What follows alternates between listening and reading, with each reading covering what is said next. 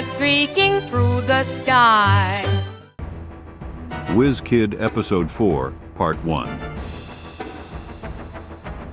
"Be Whitley. We've got to move fast," Colton muttered, glancing around to ensure no one else was listening. "The bandit's planning to skip town tonight, but we can't figure out which flight he's on.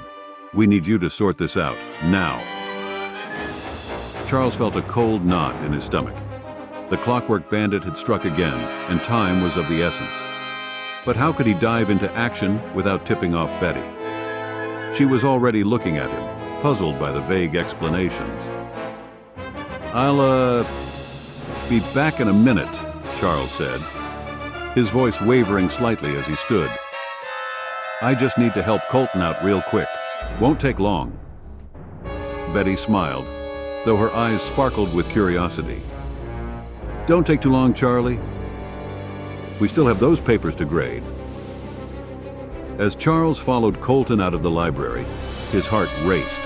He was already working out the flight patterns in his mind, narrowing down the possible escapes the Clockwork Bandit might attempt.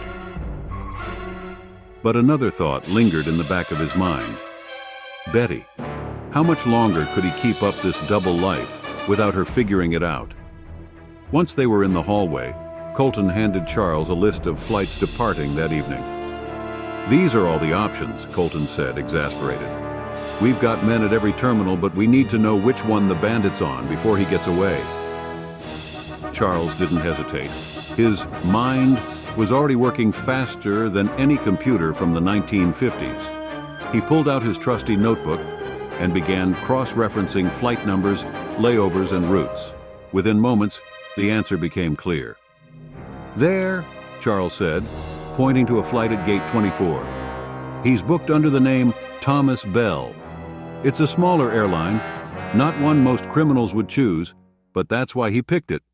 He'll be in seat 24B. Colton looked at Charles, surprised by how quickly he'd pieced it together. "I don't know how you do it, Whitley," he muttered, "but you've just saved us a whole lot of trouble." Charles gave a modest shrug, but inside he knew this was just another day in the life of Whiz Kid. As Colton and his officers rushed to the airport to intercept the Clockwork Bandit, Charles found himself with another challenge, getting back to the library before Betty started asking too many questions. Back in the library, Betty sat waiting, glancing at the clock. She couldn't help but notice that ever since Charles had started helping Detective Colton, strange things had been happening. He disappeared at odd times, returned with cryptic explanations, and always seemed to know more than he let on. Could there be more to Charles than he was willing to admit? When Charles finally returned, looking slightly disheveled but otherwise calm, Betty greeted him with a playful smile. "You sure do have a knack for solving these travel problems, don't you?" she said, her voice teasing but her eyes sharp with curiosity. Charles chuckled nervously.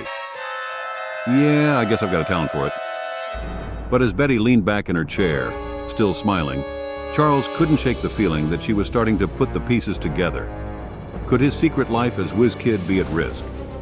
And if she found out, how would she react? But that, dear listeners, is a question for another time. For now, our hero has once again solved the case. But the most challenging puzzle of all may be the one that involves keeping his secret from the one person he cares about most. Stay tuned for the next thrilling chapter in the saga of Whiz Kid, where danger, mystery, and perhaps even romance await.